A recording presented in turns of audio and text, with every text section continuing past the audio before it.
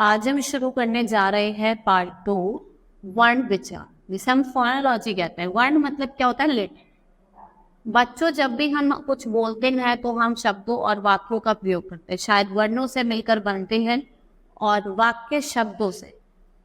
कहने का तात्पर्य यही है कि वर्ण भाषा की वह सबसे छोटी ध्वनि है जिसके टुकड़े नहीं किए जा सकते। इन ध्वनियों को लिखने के लिए इनका एक क्रम में व्यवस्थित किया जाता है, जिसे हम क्या कहते हैं? वर्णमाला। अगर हम बात करें, वर्णों के दो प्रकार हैं, स्वर और व्यंजन। स्वर क्या होते हैं? आपके वॉर, ठीक है। स्वर के वर्ण होते हैं जिनका उच्चारण बिना अन्य वर्ण, बताओ किसी अन्य वर्ण के, हम इसका जो उच्चारण करेंगे अन्य वर्ण के साथ किया जाता है। इनकी संख्या 11 है, जैसे आपका ए आ ई ऊ बड़ा ऊ वैश्य ए, ठीक है। ये क्या है? आपके वॉवल्स हैं।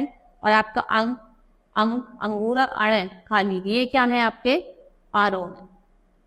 व्यंजन, इन वर्णों को बोलने के लिए स्वरों की सहायता लेनी पड़ती है। इनकी संख्या 35, ठीक है। जैसे कै व ख वर, ये सारे क्या है? आपके कॉन्सोनेंट्स हैं। इन्हें क्या कहा जाता है? व्यंजन। व्यंजन का उच्चारण हम बिना किसी स्वर की सहायता से नहीं कर सकते। जब किसी व्यंजन से स्वर को हटा दिया जाता है, अगर आप किसी स्वर को हटा रहे व्यंजन से, तो आप नीचे क्या लगाते हैं? हलंत का इस्तेमाल करते हैं। अब स्वरों के भेद, ह्रस्व स्वर होते हैं और दीर्घ स्वर। ह्रस्व स्वर होते हैं जो आप उनको बोलोगे तो बहुत छोटे से लगते हैं, ठीक है, जैसे ई।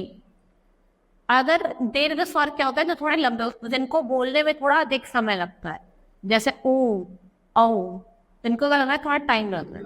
ह्रस्व स्वर बोलने का कम समय लगता है। इसकी संख्या 4 होती है, ए आ ई और ऋषि।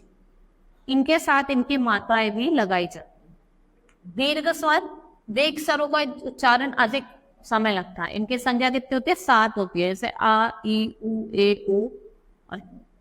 इनमें भी क्या होता है? इनकी मात्राएं लगाई जाती है। नेक्स्ट इज व्यंजन के भेद, मतलब काइंड्स ऑफ कॉन्सोनेंट। 3 तरह के होते हैं, स्पर्श व्यंजन, अंशस्थैवर्जन और ऊष्म व्यंजन। स्पर्श व्यंजन का उच्चारण जीभ मुंह के किसी न किसी भाग को छूती है। जब आप इसको बोलोगे तो जो आपकी जीभ होगी वो किसी ना किसी भाग को छुएगी। इनकी संख्या कितनी होती है? 25 होती है। अंतस्थ व्यंजन जिन्हें हम सेमी कॉन्सोनेंट्स कहते हैं, इनका उच्चारण जीभ मुंह के किसी भी भाग से पूरी तरह स्पर्श नहीं कर पाती, हल्का सा स्पर्श करती है, ज्यादा नहीं करती, हल्का सा करती। ऊष्म व्यंजन, इनका उच्चारण हवा के तेज गति के मुंह के भागों से रगड़ खाती है, बाहर निकलती है, जिसका उष्ण उत्पन्न होती है, जैसे आपका श और है। ये क्या है? आपके ऊष्म व्यंजन, ठीक है। आज के लिए सिर्फ इतना ही। आपको पाठ समझ में आया होगा। धन्यवाद।